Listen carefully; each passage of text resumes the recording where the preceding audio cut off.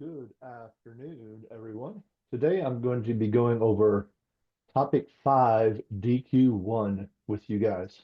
Let's take just a quick glance at the goals and instructions. It says on this Excel sheet, we want to use the min, max, median, average, and standard deviation .P range functions, as well as continue practicing the autofill. We're also going to be discussing and thinking about how to conclude or draw conclusions from statistics using the empirical rule. All right, so let's get started. As per norm, everybody, let's go with our name first.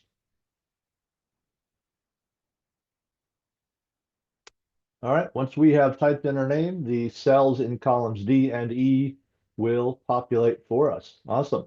Next, read in text box 2 here it says, we want to find the difference in readings that is after minus before.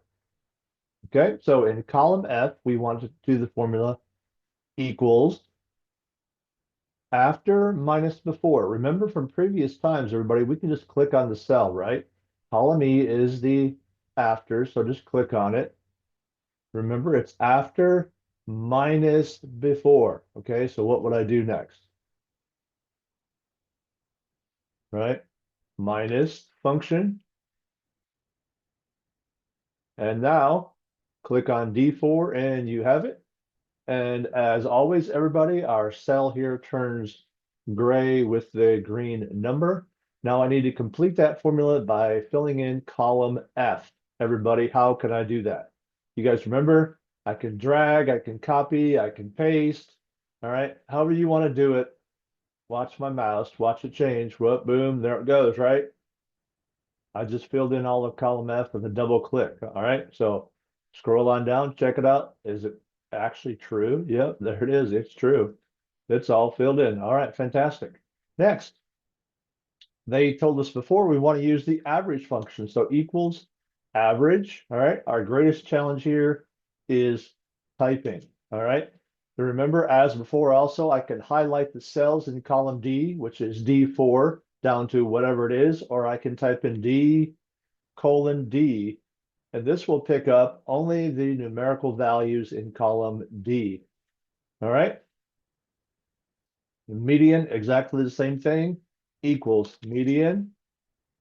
And then I can type in D:D. Again, remember, I do not have to make them capital letters. I do not have to type in the cell references. I can use D:D. Standard deviation, we're going to use the .P, okay? So just start typing STD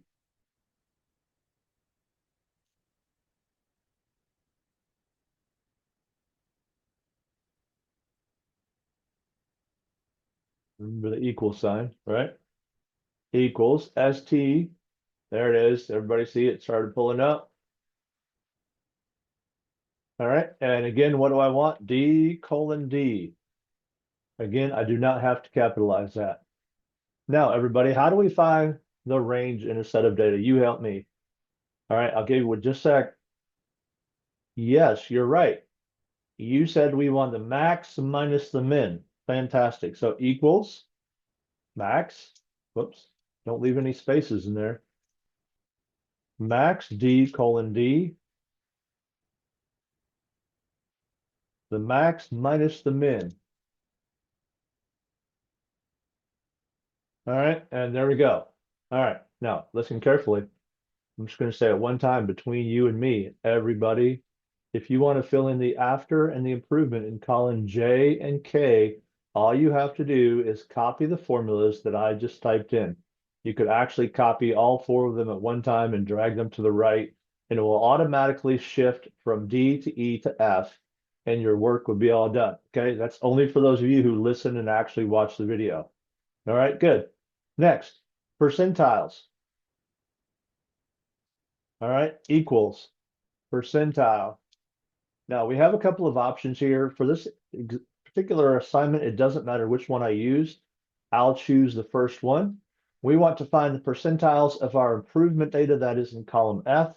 So I'm going to do F:'F. Now I need to put in the percentile that I'm looking for. The first one says 16th, so I type in 0.16. Everybody listen carefully. If I type in 16, that will not be a percent, all right? I have to make it a decimal, so make sure you make it a decimal and not 16, okay? Hit enter. Now check this out, everybody. You need to make sure that you've actually been formatting these correctly as we go. 2 decimal places with numbers, 2 decimal places with numbers. You please complete the other gold cells there. I'm leaving that for you to do, okay? Perfect.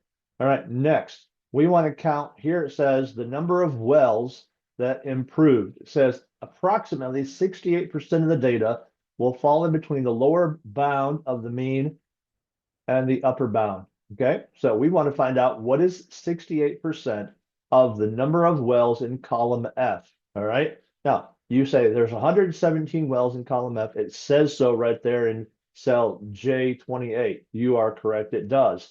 Also, I can type in here equals count F colon F, right? That's going to tell me exactly how many cells are there. I know they're 117.